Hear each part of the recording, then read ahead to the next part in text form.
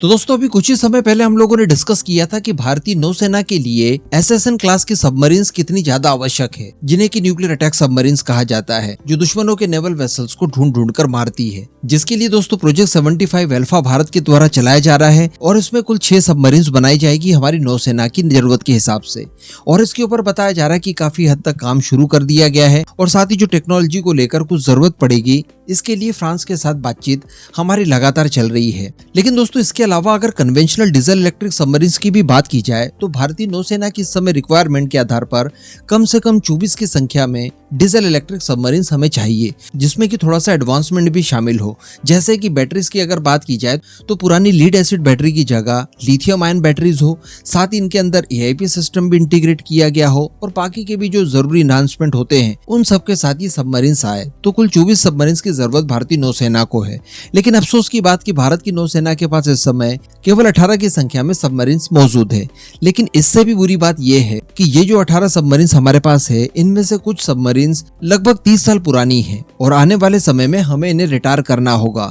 ये बिल्कुल वैसी कंडीशन है, इसे आप वैसे ही कंपेयर कर सकते हैं जैसा कि भारतीय वायुसेना के साथ प्रॉब्लम है। यानी जो मिग 21 विमान वगैरह हैं जिन्हें कि हमें रिटायर करना है और उसके बाद हमारी स्क्वाड्रन स्ट्रेंथ जो है वो थोड़ी सी डाउन हो जाएगी। एग्जैक्टली इसी तरह की कुछ परेशानियां नौसेना के साथ भी है। तो अब जरूरी ये हो जाता है कि प्रोजेक्ट 75I और साथ ही प्रोजेक्ट 76 इन परियोजनाओं के ऊपर जल्द से जल्द काम किया जाए। इस समय अगर स्पेशली बात की जाए प्रोजेक्ट 75I की, तो हम सभी जानते हैं कि 6 सबमरीन्स इस योजना के तहत बनाई जानी है, जिसमें एआईपी सिस्टम वगैरह से लैस होगी हमारी सबमरीन्स। अब इस प्रोजेक्ट की बात की जाए तो दोस्तों इसमें भारत की तरफ से काफी लंबी चौड़ी और काफी हार्ड कंडीशंस रखी गई थी, जिसकी वजह से देखने के लिए ये मिला कि जो दो हमारे पुराने और भरोसेमंद पार्टनर्स हैं जैसे कि फ्रांस और रशिया, ये दोनों इस परियोजना से बाहर हो गए थे।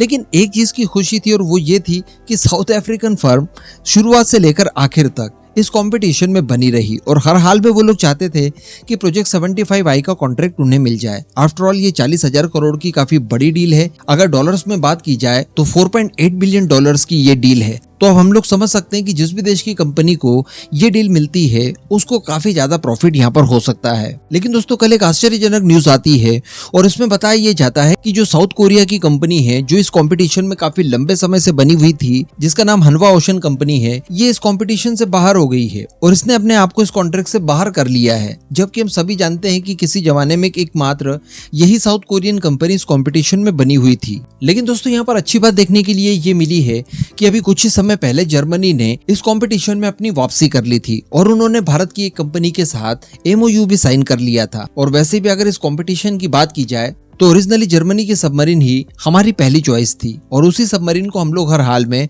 एक्वायर करना चाहते थे। हालांकि वो लोग यहाँ पर कंपटीशन में कुछ ढील वगैरह चाह रहे हैं क्योंकि भारत की जो कंडीशंस रखी गई है वो वाकई में काफी ज्यादा हार्ड थी।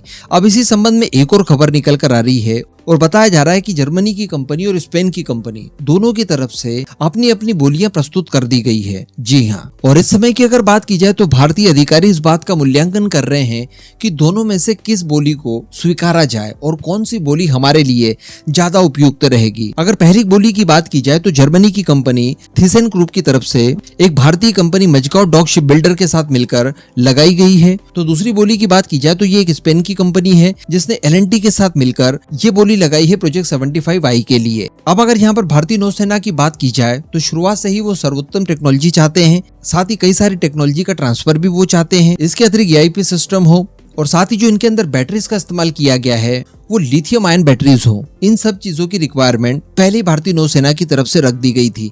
अब इन्हीं कंडीशंस के साथ लगाई गई बोलियों का मूल्यांकन किया जा रहा है भारतीय अधिकारियों द्वारा।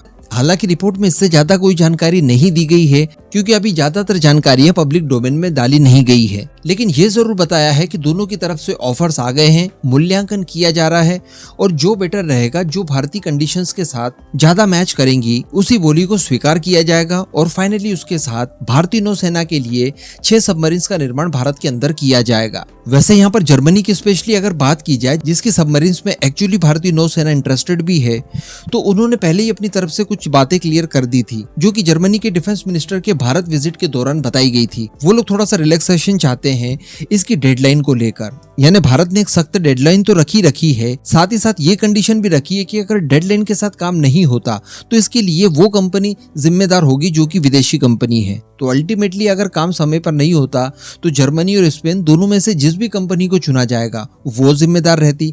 तो इस मामले में वो थोड़ी सी छूट चाहते हैं, या अगर छूट उन्हें नहीं दी जाती तो इसके लिए वो चाहते ये है कि सारे टेक्नोलॉजी वगैरह और सारे सब सिस्टम्स हमारे द्वारा तैयार किए गए ही इसमें इस्तेमाल किए जाए, जिन्हें की सर्टिफिकेशन की आवश्यकता नहीं होगी, क्योंकि इनकी तरफ से ये कहा गया है कि जो DRDO ने सब सिस्टम्स वगैरह तैयार किए हैं और जो अलग अलग टेक्नोलॉजी के ऊपर काम किया है उनका इस्तेमाल अगर इस प्रोजेक्ट में करते हैं तो उन्हें पहले सर्टिफाई करवाना पड़ेगा, जिसमें काफी लंबा समय लग सकता है और ऐसी परिस्थिति में डेडलाइन मिस हो सकती है। तो अब खैर देखने वाली बात रहेगी। अगेन कुछ भी रिपोर्ट में ज्यादा जानकारी के साथ नहीं बताया गया है, बाकी की सारी चीजें आने वाले कुछ समय में ही रिवील हो पाएंगी। इस पूरे मुद्दे पर वैसे आपका क्या मानना है, नीचे कमेंट करके जरूर बताइएगा।